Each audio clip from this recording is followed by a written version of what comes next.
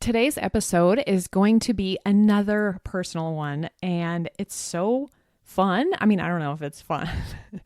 I think it's been amazing. I've seen this shift in myself because of this thing. I'm going to explain all of it, and I'm going to relate it to you and how it relates to being organized in your business, in your home, wherever it is in your life.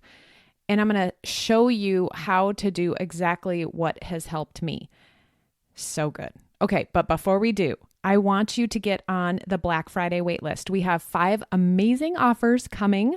5 of them are appropriate if you own a business, and 3 of them are also able to work if you have a home and you don't have a business. So either way, you want to work on your business or your home, get on the waitlist at simplysquaredaway.com/BF for Black Friday. Okay. Everyone on the wait list is going to be entered to win a $50 gift card, and you're going to have a sneak peek before anyone else to these deals. Okay.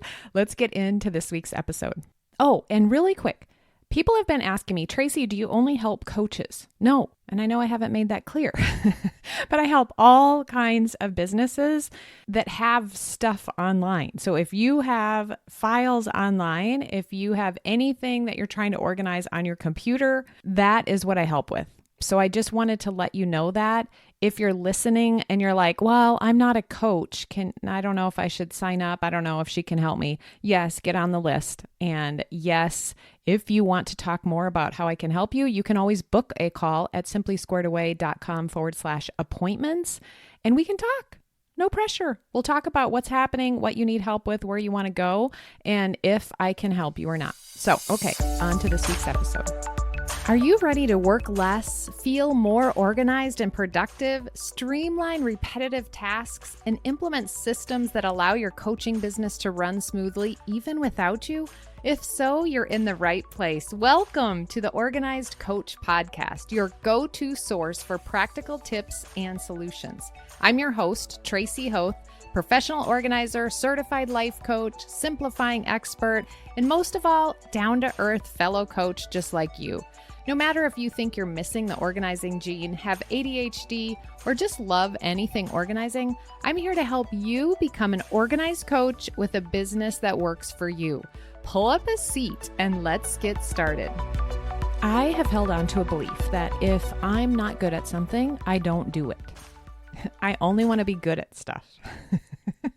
And I've had this belief for years. 40 years since my freshman year in high school. I remember we moved from Minnesota to El Paso, and I joined the volleyball team my freshman year because we moved there in the summer, and I was told, make friends, get involved in stuff early. So volleyball started in the summer, and so I joined the volleyball team. Now, I was in a small school and I was tall, so they wanted me on the volleyball team, and I started playing. I didn't even know the rules to volleyball. I don't know what happened to me in middle school. I never even thought once about volleyball. So I was on the volleyball team, and of course I was played in the front row because I was tall.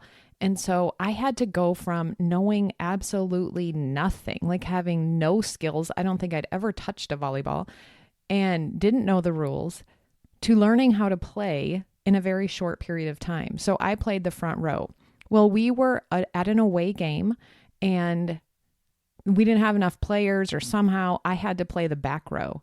And to receive a volleyball, I was awful. They targeted me. So I'm in the back row. They can't substitute me out because we don't have enough players, I guess. They targeted me 15 points in a row. And the volleyball came to me, and every time I tried to hit it, it flung off in the distance. I just remember feeling like I was traumatized after that game. I don't even know what happened, how I got out of that position. They didn't just score on every single point on me, but that was so awful. And because I wasn't good naturally, I didn't want to play. And I finished the season, of course, but I never played again. Oh, I guess I should say I never played organized sports volleyball like in high school again. My husband and I have been in different leagues, but every time this feeling of like, I'm not good, I'm going to miss, the ball's going to go flying everywhere comes back to my mind. And I think, okay, I don't like to do things I'm not good at. It's embarrassing. it causes me a lot of shame, I guess, because I only want to be good at stuff. And so, as you know, if you listen to the last episode, I had a launch and got 0 results. And I'm in a mastermind and I had stated a goal and all of it like came crashing down. Like, I'm not good at this. I don't want to do it. And that's when I went and looked for a job. And I'm using that instance because I have this identity that I don't do things I'm not good at. And I was getting coached the other day, and one of my coaches said, Tracy, I think you should address this issue that you don't do things that you're not good at, because that might not be true. Like, I'm sure there are things that you can go back and find evidence that you're good at. And I started thinking, it like hit me in that moment. Oh my goodness, I can totally find things that I'm not good at.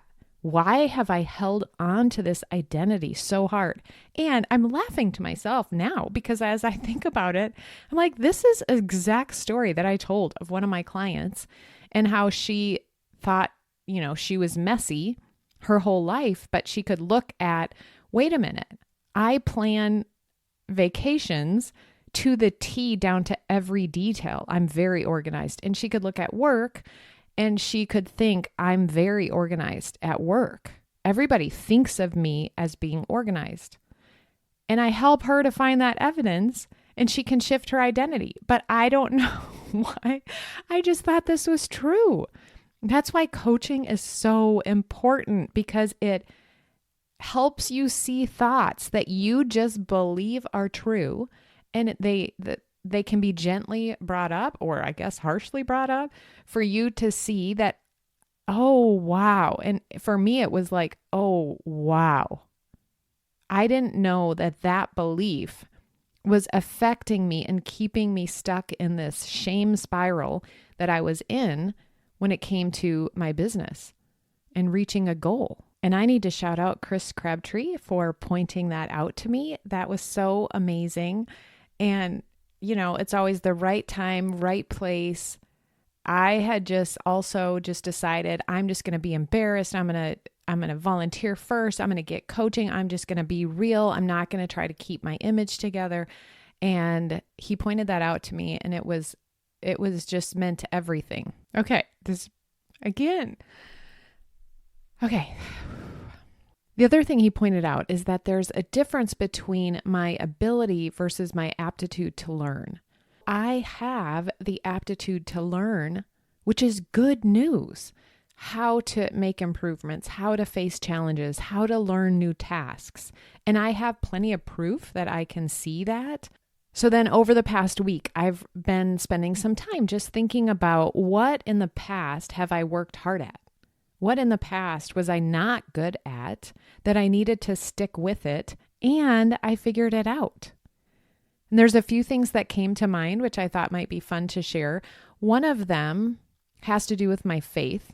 And I had lived in Texas and I moved to California, and I was discipled by a dear friend of the family that I moved out there with. I accepted Christ as my Savior and had this knowing that I was supposed to work with inner city kids. And I was only living in California for this summer and knew I was going to move back, I assumed, to Texas. But a friend there had a brother who worked in Kansas City.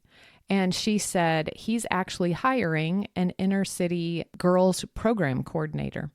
And I thought to myself, perfect. And so I reached out to him and set up an interview. I flew to Kansas City and we interviewed for this program coordinator.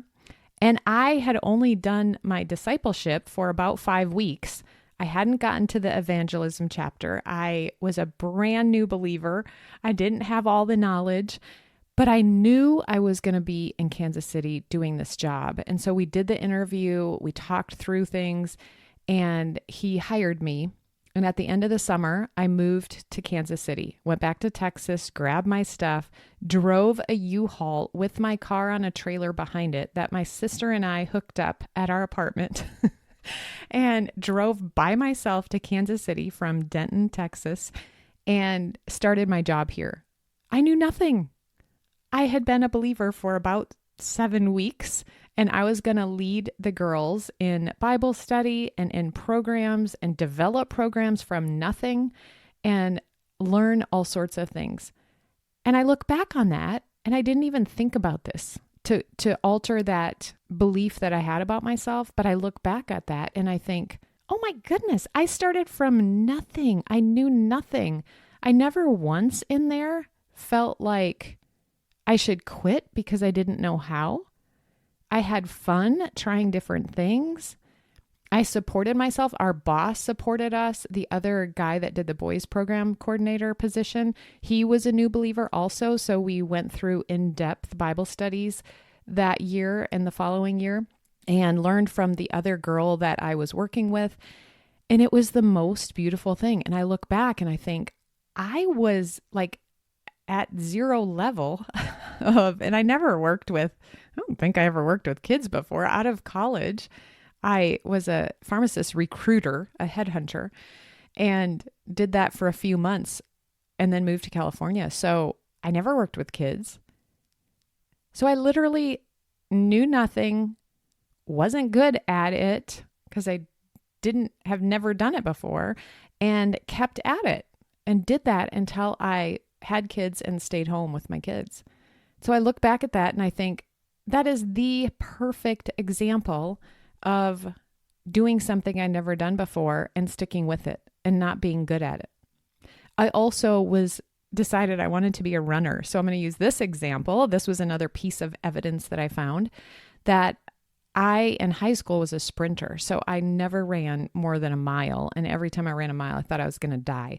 So I wanted to run a 5K and did the book like from couch to 5K and worked on that, practiced, kept running, didn't really like it, wasn't good at it, but kept going and then got up to 6 miles. And then I ran a 5K, and I had run a 5K before without training and thought I was going to die for like an hour after. But the recovery period was very long. And after I had done this training and then ran the 5K, my recovery felt like 5 minutes. I felt like after I finished, I was fine. And so there's another example of not being good at it and pushing through and learning and deciding I wanted to do it and having fun with it. And I can think another example when my sister and we both had businesses. This was, I don't know how many years ago. We didn't have anything on Instagram. And we were talking and we're like, okay, we're going to start Instagram. We just did it for fun. We didn't know how to do anything. We didn't know, how to make a reel. We didn't know any of the technology. And we just decided we're going to do this for fun and see what happens. And so we just started posting random stuff. I did some of those videos where you do the voiceover and you practice that. And then I did some little reels that you stick some photos together and did graphics and did lives and did different things and just tried everything. And I have an Instagram presence. I mean, I don't know, defining what's good or not, but I have that. And now I look at that and I think I'm decent at that. I stuck with it. I didn't know what I was doing. I look at my business and I think I did all sorts of stuff. I think in the moment I tie it to the fact and I go back to that belief. So I spend a lot of time wanting to quit and wanting to give up and feeling shame because I'm not good at it, because I have that tied to that. So one thing my other coach, Sarah, was talking about in a podcast episode of hers was that she thinks about your goal. This really hit me at the same exact time as this other stuff was happening, that you have a goal and you work toward your goal. And I've always thought in my mind, like, enjoy the journey of getting to your goal. But what she gave me the visual for was getting to your goal is a playground, and you get to play in all these areas on the way to your goal. The goal isn't even that big of a deal. It's the playground, and what are you going to play in? I know that in this process of me wanting to quit and all of this stuff happening and tying it to this belief that I'm not good at this, so I should quit, and I don't do things that I'm not good at, that bringing back the fun in it and seeing that picture of a playground and all these things are for fun and I can trust that. Another thing that was brought to my attention was we can say to ourselves, it's working. And often I think that means that I'm saying to myself, it's worked. And when Nadia pointed out, that doesn't mean it's worked. It's not worked yet, but there are many things that are working. It's working, and you can tell me things that are working. And she made me give her some examples, and I had to really think about it. And I'm like, oh yeah, that is working. So it is working.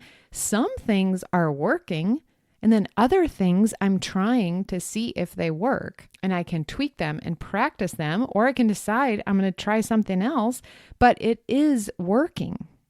It doesn't mean that it's worked and I'm there. It's working. It's a playground, and I am good at things that I haven't done before. And I stick with things that I'm not good at initially. And I practice and I learn until I get good at them. Okay, so then how does this relate to you? And what are your beliefs that are holding you back or that are making you getting to your goal more challenging? So an example that comes up in clients that I see a lot is the thought that I'm really sentimental. That can be a challenging thought when it comes to you thinking about making decisions about stuff you want to let go of.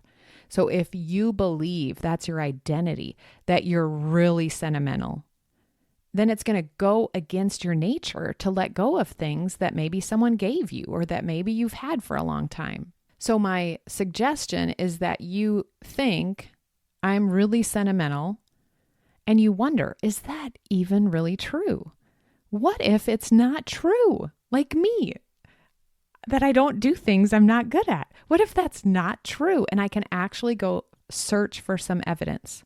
So if that's one of your thoughts, my suggestion is that you search for evidences that you're not sentimental. Think of some situations where you weren't sentimental. Ooh, another really good example is tech. Like, I'm not good at tech.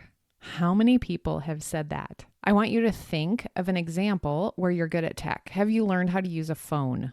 Have you ever looked up a video on YouTube to learn something? Do you know how to add a tag to your email or put it in a folder, make a folder? Find evidence that you're good at tech. Or again, that you have the aptitude to learn.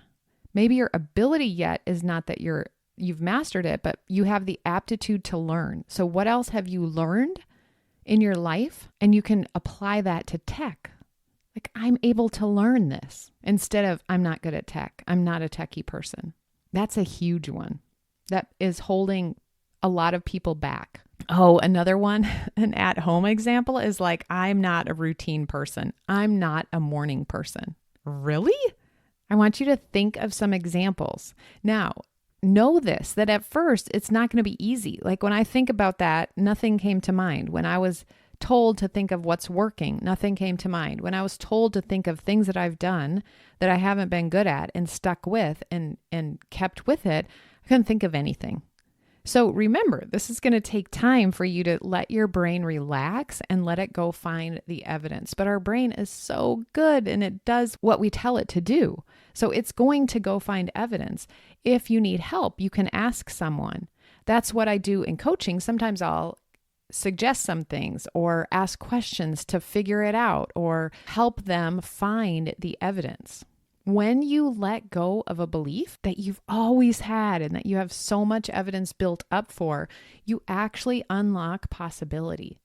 And for me, it's just brought some joy back into my business and into my life, into my motivation, into my brain, allowing hope. And I can feel the shift in my body in what I'm doing and how I'm interacting with people and how I'm looking for opportunities and the excitement about it. So think about that in your home. If your goal is to declutter and organize your home, what belief is keeping you from that? And an easy way to find out is I like to ask the person, why aren't you already organized? And they might say, I'm not good at tech. I'm super sentimental. I'm bad at making decisions. I've never had an organized home. So what can we find evidence to the opposite of that, where it's possible, or even just the shift of you seeing that that's what's holding you back? And what if something else was available to you?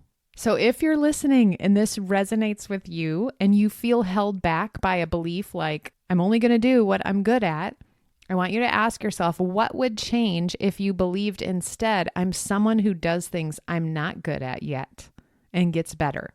How would your business change?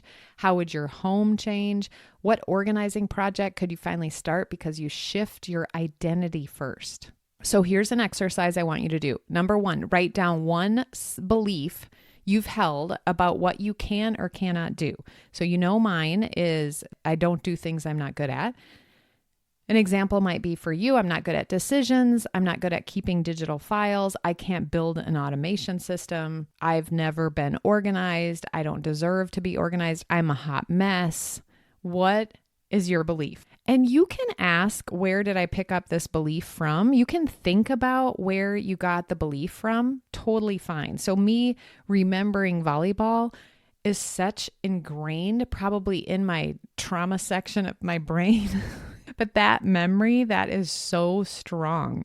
And the fact that I quit volleyball just is such proof. Maybe it's a family voice for you or a school memory.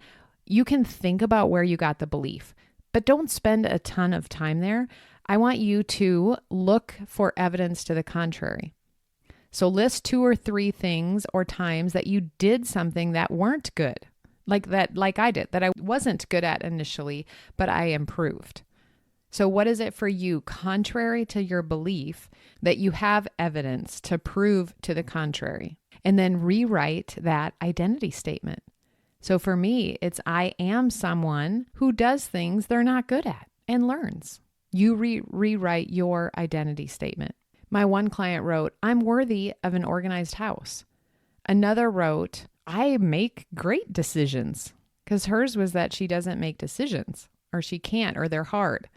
She's like, I make great decisions. She found a whole bunch of evidence that she does. My one client recently, her belief is I'm a hot mess. And when we looked at it, it wasn't even true. She had went through such traumatic things and endured them, overcame them, worked through them. She was in this beautiful place in her life. And so she wasn't a hot mess. She was strong and brave and at this place with the time now to focus on organization. And then now that you have this new belief and you've rewritten your identity statement, then ask yourself what you want to do because of it. I don't want you to, I'm not going to tell you to go pick one project or by the end of the week, do this or take some action on it. I just want you to sit in that identity and say, this is also true. And here's the evidence that I have. And then say, when I believe that, what would I do? What's possible? And then just sit there and have some fun with it. When I think I am someone who does things I'm not good at, and I don't tie that to who I am and my image and all of that, then I think, what is possible in that? Oh my goodness.